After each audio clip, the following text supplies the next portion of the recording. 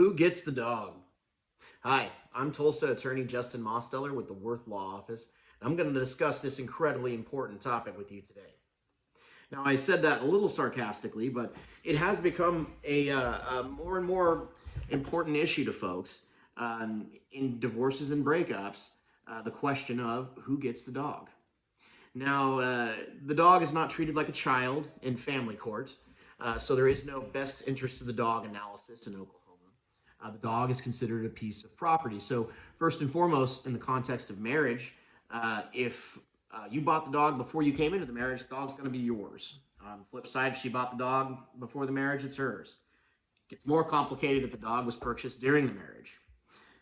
In that case, the court is going to look at other considerations because there is no straight case law or black letter rules that say the dog goes to this person or this person. What the court is going to look at is who primarily takes care of the dog, which family members have the dog, have a particular attachment to the dog, who can financially take care of the dog the best. At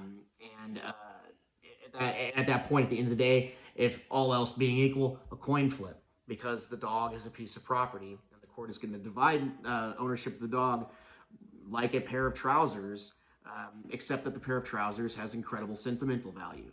In most cases, it has incredible sentimental value to both parties. So that's how it happens in a marriage. And bear in mind that in a divorce case, a court is setting in what we call equity, not law. And therefore, they have some room to carve out resolutions that the court deems equitable, fair. And so ultimately, that's the case that you got to prove. Using some known factors, prove that the most fair result would be for you to have the dog, or the best case might be settle this issue out of court if you want to have a little more control over it. So now let's talk about what happens if you're not married and you have a dog together and you break up. I have to tell you, I had one of these cases recently, and weirdly, it was one of the most heartbreaking cases I've ever had. I was on the losing side of the question, unfortunately, for my client. And these two were hopelessly devoted to this dog, and I think that the couple had expectations to marry that just didn't work out.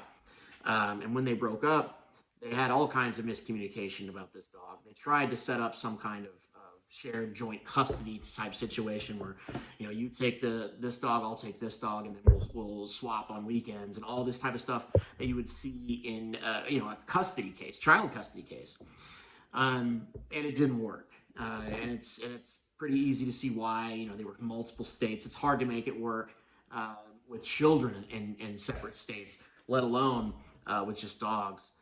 So unfortunately for them, it ended up in court, and the issues came down to who could show that they purchased the dog. What was the intentions of the parties? Did they have some kind of contract? Did they have an agreement as to which dog would go where? Was it reduced down in writing? And those became the questions. It was a pure contracts case. Whether an agreement was formed, whether the agreement was enforceable, what did the agreement say, and following through on it.